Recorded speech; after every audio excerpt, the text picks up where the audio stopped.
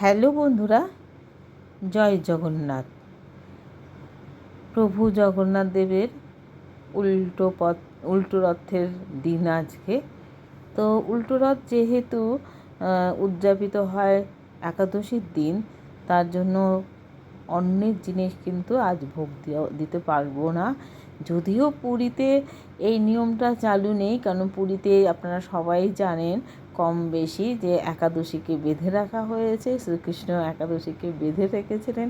কিন্তু আমরা তো এটা অন্য রাজ্যে, আমাদের এই রাজ্যে একাদশী বন্ধন মুক্ত। তাই একাদশীর দিন যেহেতু উল্টো রথটাই পড়ে, তার জন্য আজকে কিন্তু যা হবে আটা ময়দা সুজি এসব দিয়ে বানানো হবে। হ্যাঁ, দই মিষ্টি এসব তো থাকবে।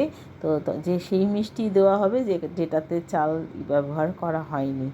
এই যে সুজি করে নিয়েছি, আর সুজি বলুন হালুয়া বলুন, জগন্নাথকে সাজিয়েছি। তো আজকে তো এমনি সময় তো রাজবেশ পড়ে, তো আমরা তো সাধারণ প্রজা, আমাদের কাছে অত সোনা কোথায়।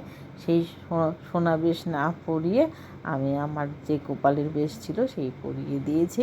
কেন যজ্ঞ দাদা অনেক ছোট্ট, তার জন্য হার বানানো এখনও পর্যন্ত হয়নি। এবার একটু বড় হোক, বানানো হবে।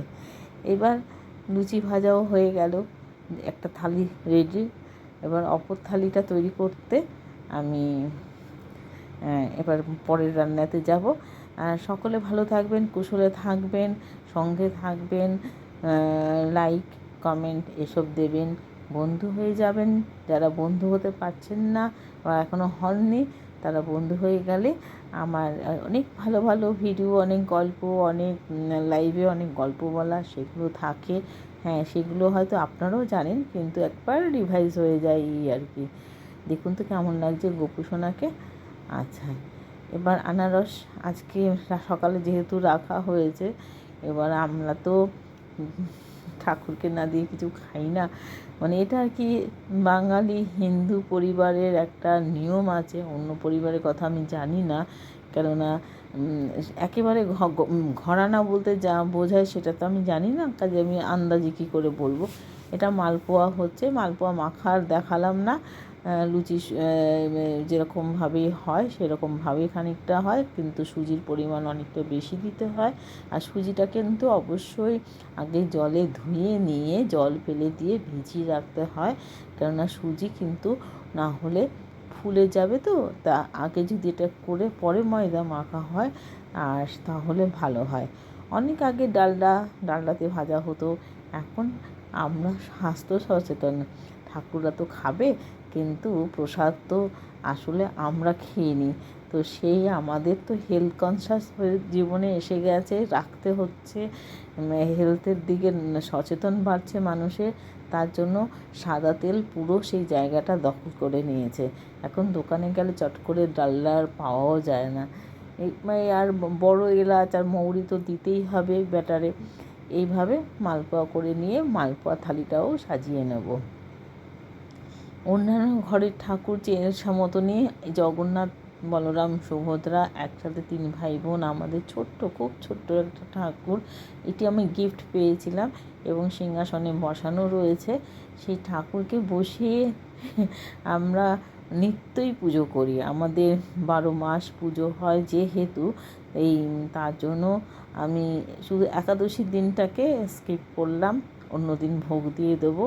তবে আমরা কিন্তু ভোগের মতনই করে আয়োজন করে অন্যান্য দুপুরের মধ্যাহ্নভোজ এবং রাতের ভোজের সবই কিন্তু খেয়েছি। আর প্রসাদ তো খেয়েছি, দই মিষ্টিও দেওয়া হয়েছে। ঠাকুর সকলকে ভালো রাখুক, আর আমিও যেন খুব তাড়াতাড়ি সুস্থ হয়ে যাই। কেননা এই যে পরিশ্রমটা করছি, পরিশ্রমটা যাতে সুস্থভাবে করলে কি, নিজের সুস্থ মনটা যদি সুস্থ থাকে, শরীর সুস্থ মানে মন সুস্থ।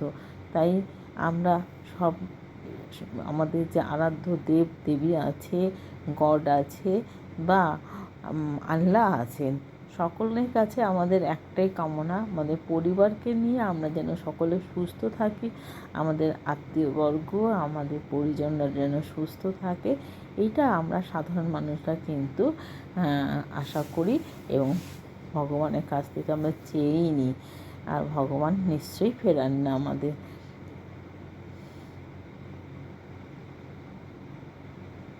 শাশুড়ি মা ভোগ নিবেদন করছেন। সাজিয়েছে থালি, কিন্তু আমি সাজাইনি, আমার ছেলে সাজিয়েছে, কেননা বাকি মালপোয়াগুলো আমি তখন নিজে ভাজছিলাম। আমার নিচে দোতলায় রান্নাঘর, 3তলায় ঠাকুরঘর। তো ওরা নাতি আর ঠাকুমা মিলে করছিল সাজানো গুছানো। ছেলে সাজিয়ে দিয়েছে, ঠাকুমা নিবেদন করছে, এরকম ব্যাপার ট্যাপার আছে। আমি আমি আমি এটা আর কি, আমি একবার গিয়েছিলাম ওপরে কিছু দিতে, তখন দেখছিলাম এই কাণ্ডগুলো।